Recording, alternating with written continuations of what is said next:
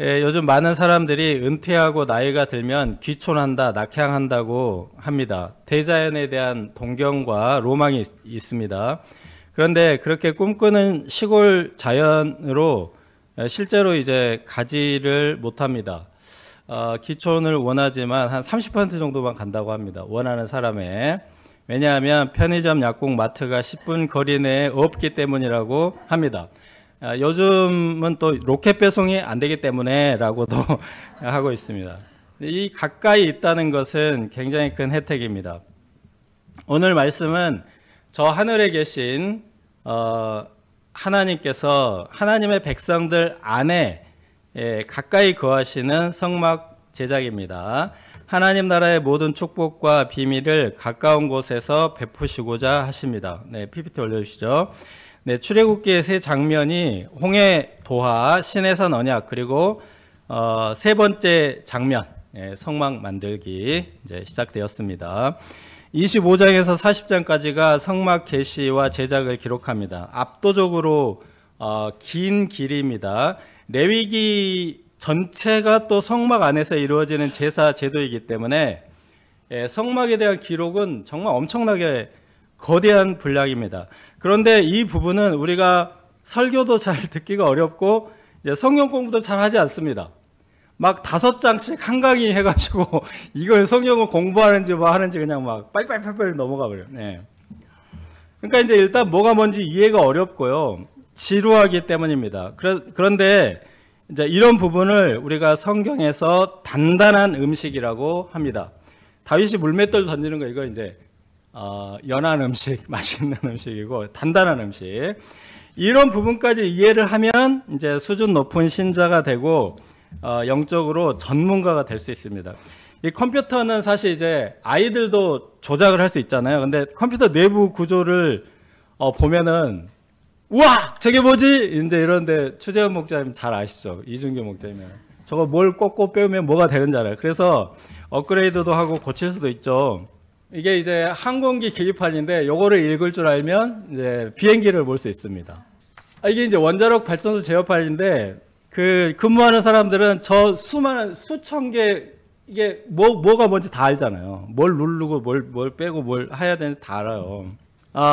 우리가 뭐 다윗과 골리앗, 뭐 여리고성 무너뜨린 이야기 이런 거만 알아도 사실은 뭐 구원받고 하나님 나라 가는데 아무 문제 없습니다. 그렇지만 선지서나 예언서 등 좀 어려운 그 성경 한 절 한 절까지 이해하면은 뭔가 이렇게 하나님 나라의 놀라운 일을 우리가 할 수 있습니다.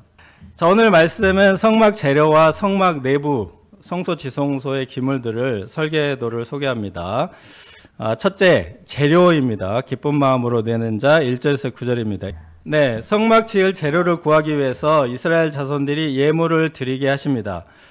막 의무로 막 억지로 막 1인당 얼마 이렇게 해가지고 세금 부과하듯이 하지 않고 기쁜 마음으로 내는 것을 받으라고 하셨습니다. 자발성과 진정성을 가지고 성막을 짓고자 하는 그 마음까지 받으시는 겁니다. 하나님과 동거할 성막인데 의무감, 막 부득이함으로 하는 거, 이것은 하나님도 원치 않으시고 우리도 그렇게 하기를 원치 않지 않습니까? 이 하나님께서 이스라엘 자손과 언약을 맺을 때 3번을 반복해서 언약을 맺겠는가, 이 3번을 반복해서 물어보셨습니다. 그때 이 백성들이 우리가 다 준행하리다 하고 일제히 기꺼이 동의할 때 이제 언약을 맺으셨습니다. 이와 같이 자발성, 이 진정성의 원칙, 이것은 구약이나 신약이나 이게 동일합니다. 변함이 없죠. 고린도후서 8장 11절 12절 이제는 하던 일을 성취할지니 마음에 원하던 것과 같이 완성하되 있는 대로 하라. 할 마음만 있음에 있는 대로 받으실 터이요 없는 것은 받지 아니하시리라. 네, 연보에 대한 말씀이죠. 3절에서 7절에 예물의 종류를 이제 정해 주시고 있습니다. 재질이 쫙 이렇게 7가지. 금은, 이거는 금속 중에 단연 최고의 귀금속이죠. 놋은 동이 아니고 동과 주석의 합금으로 만들어 가지고 녹슬지 않는 이제 합금입니다. 이때가 이제 청동기에서 철기로 넘어가는 시기였기 때문에 철제가 있어야 되는데 철제가 없잖아요. 그죠? 예. 철은 쉽게 녹슬기 때문입니다. 이 성막 재료들의 모든 공통점이 이제 귀한 것이라는 공통점이 있고 변질하지 않는 것, 질이 변하지 않는 것이라는 공통점이 있어요. 그래서 존귀함과 영원성, 하나님의 속성을 상징합니다. 그 다음에 이제 청색, 자색, 홍색 실은 염료가 이 고급이라서 이건 왕족, 귀족, 부자들의 옷 색깔입니다. 가는 배 실은 이제 우리가 굵은 배 하면은 싼 재료죠. 싼 재료. 막 이렇게 꺼끌꺼끌. 근데 가는 배는 아주 곱고 부드러운 고급 재질이고, 염소털은 내구성이 엄청나게 뛰어나서 그 양털보다 촘촘해가지고 이거는 이제 방수 기능을 위해서 염소털을 사용합니다. 그 다음에 이제 3번이 피역류인데 가죽. 이것은 짐승의 희생적 죽음을 전제로 하고 있습니다. 가죽이니까. 붉은색 이제 속죄를 상징하고요. 이 해달은 여기 성경의 난해주에는 돌고래라고 돼 있죠. 돌고래. 그 지중해 이 듀공이 상당히 많이 서식을 하거든요. 근데 사람하고 비슷해서 인어 이야기의 고전적인 자료입니다. 이게 사람이 죽었다라는 어떤 의미, 이런 의미를 담아서 아마 듀공 가죽을 한 것 같습니다. 일종뿐인 목재, 이 조각목은 중동에 자라나는 19종 아카시아 중에 이제 한 종, 딱 한 종인데 키는 한 5m에서 8m 정도 자라는데요. 뿌리가 100m까지 내리는 아주 뿌리 깊은 나무입니다. 그리고 이제 건조한 사막에서 아주 극소량의 수분으로 생존하기 때문에 요거는 딱 잘라가지고 잠깐만 놔두면은 자연 건조가 돼가지고 이게 뒤틀리거나 변질이 안 됩니다. 5, 6 항목, 기름과 향품, 요것도 이제 부패나 변질이 없는 재료들이고, 마지막으로 보석류 또한 값지고 아름답고 이제 변질이 없습니다. 하나님이 재료도 지정해 주셨지만 이제 기구들의 모양과 성막, 장막, 치수도 다 이제 정해 주셨습니다. 그 보여주시고 정해 주신 대로 지으라고 하셨습니다.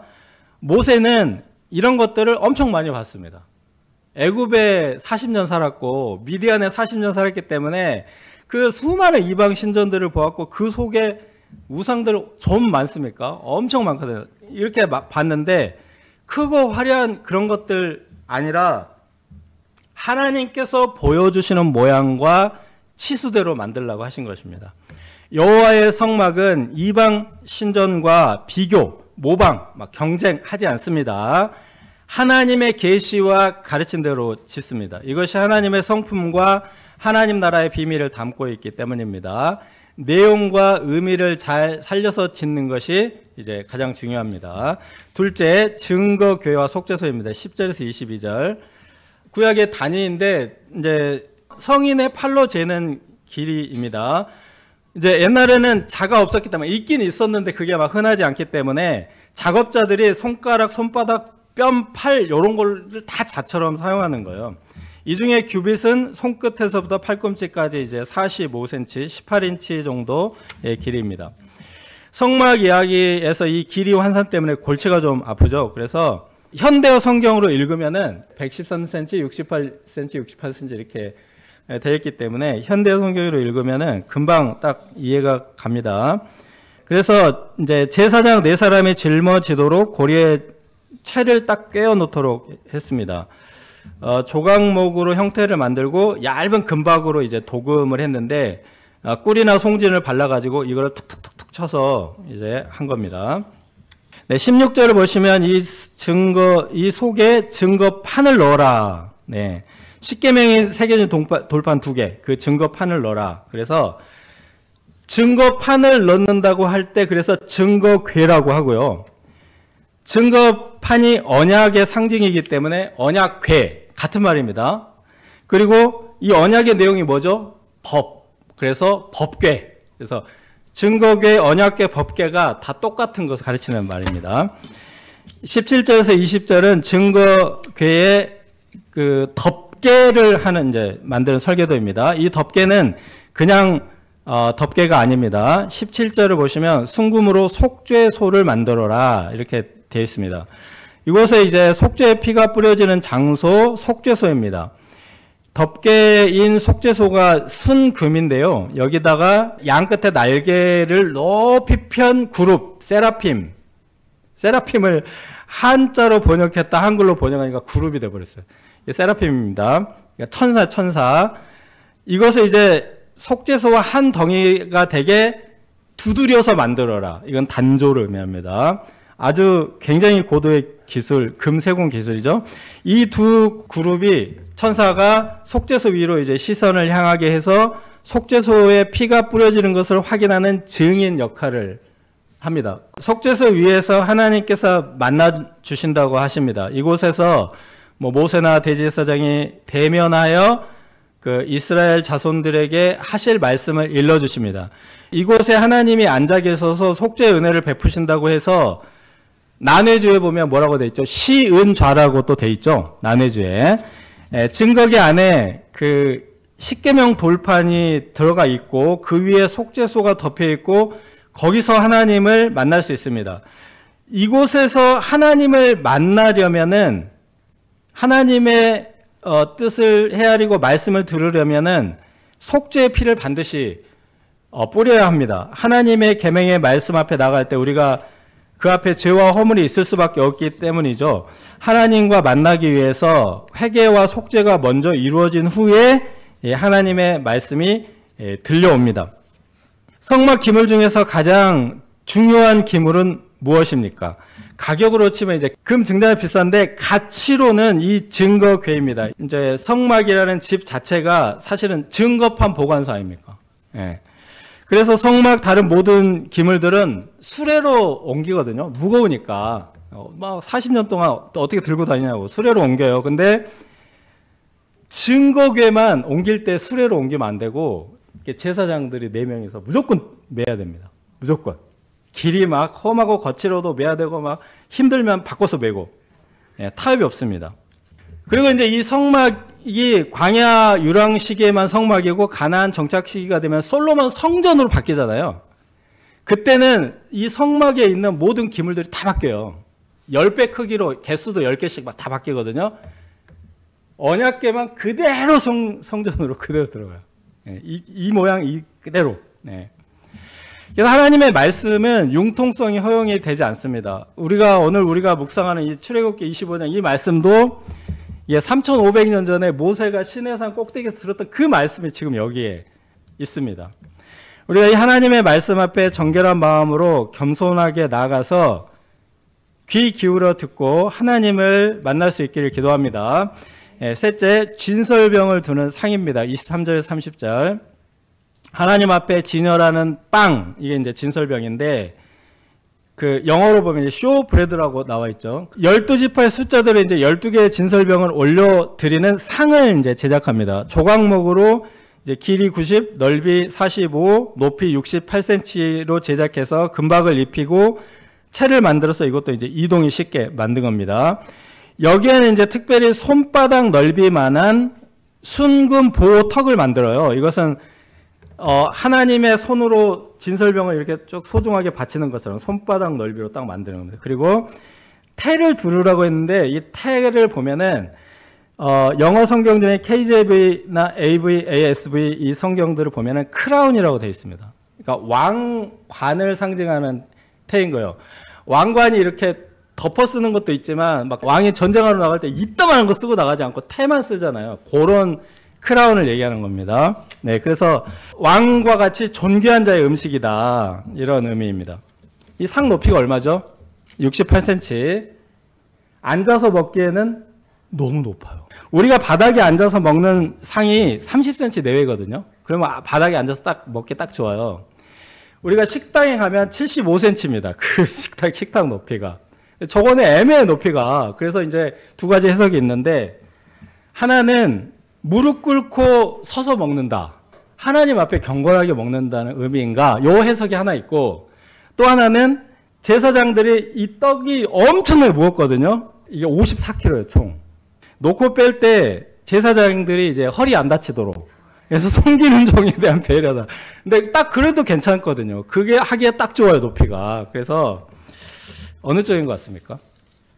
진설병은 항상 있게 하는 것이 중요합니다. 이 진설병의 의미가 하나님 앞에서 백성들이 먹고 마신다 이런 뜻인데 먹든지 마시든지 하나님의 영광을 위해서 살아가는 겁니다.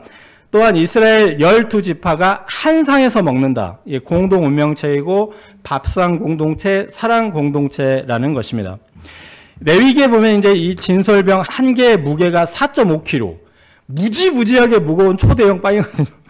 그래서 12개면 54kg라는 엄청난 양입니다. 엄청난 양이에요. 이 빵을 매주 이제 새로 구워서 올리고 올릴 때 물려낸 그 빵, 요 빵을 섬기는 제사장, 일꾼들이 성막 안에서 먹는 빵입니다. 그래서 전적으로 일꾼들을 위한 음식입니다. 이것이 항상 있게 하라고 하였습니다. 네, 그 다음에 말라기 말씀 같이 읽어보겠습니다. 만군의 여호와가 이르노라 너희의 온전한 11조를 창고에 들여 나의 집에 양식이 있게 하고 그것으로 나를 시험하여 내가 하늘 문을 열고 너희에게 복을 쌓을 곳이 없도록 붙지 아니하나 보라. 네. 넷째 순금 등잔 때입니다. 31절에서 40절. 네, 이 순금 등잔 때는 이제 메노라라고 하는 히브리어로 그냥 등잔 때라는 뜻입니다. 이 순금 한 달란트 34kg를 사용합니다. 현재 시세로 이제 계산해 보니까 27억 2천만 원, 20천만 원 정도 되는 이제 순금의 양이 일단 엄청나게 많아서 특별하고요. 굉장히 복잡한 구조인데 이것을 다 쳐서 만드는 겁니다. 망치로 쳐서. 그러니까 큰 망치, 작은 망치 다 해갖고 쳐서 만드는 제작 방식도 특별하고 게다가 이제 이 모든 복잡한 모양을 한 덩어리로 쳐서 만들어야 한다는 제작의 난이도가 아주 특별합니다. 각 부분을 만들어가지고 끼운다. 이거 얼마나 쉬워요. 조립하면은 되게 쉬운데 그렇게 하지 말고 금 덩어리를 툭툭툭 쳐가지고 이거 가지 이쪽으로 내고 저쪽으로 내고 거기다가 꽃받침 만들고 이렇게 엄청난 난이도에. 네. 그래서 이제 그 제조 방식을 보면은 7이라는 숫자에다 다 맞춰놨습니다. 7개의 등잔이고 이렇게 올라가면서 가지 2개가 올라가는데 그것도 이제 살구 꽃 수 세 보면 또 그것도 7개. 그러니까 7, 7, 7, 7 다 7이라는 숫자로 맞춰져 있고요. 가운데를 중심으로 해서 좌우가 같게 만들어요. 대칭을 굉장히 강조를 하고 있습니다.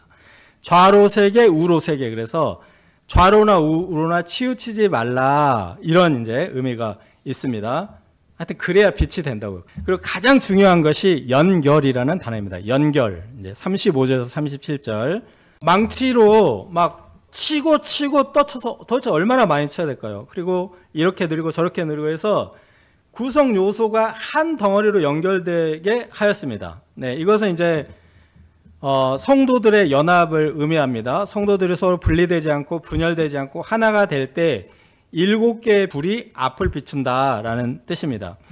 이 성막 내부에 앞과 뒤는 휘장입니다. 휘장. 지성소 앞과 뒤는 휘장이고 위도 뭐죠? 위도 이제 나중에 다음 시간에 보면 휘장이거든요. 그러면은 막 4겹으로 만들어놨기 때문에 깜깜합니다. 깜깜해. 근데 이제 요걸로 순금 등잔대로 빛을 비추는 거예요. 근데 좌우 벽이 금판입니다. 금판.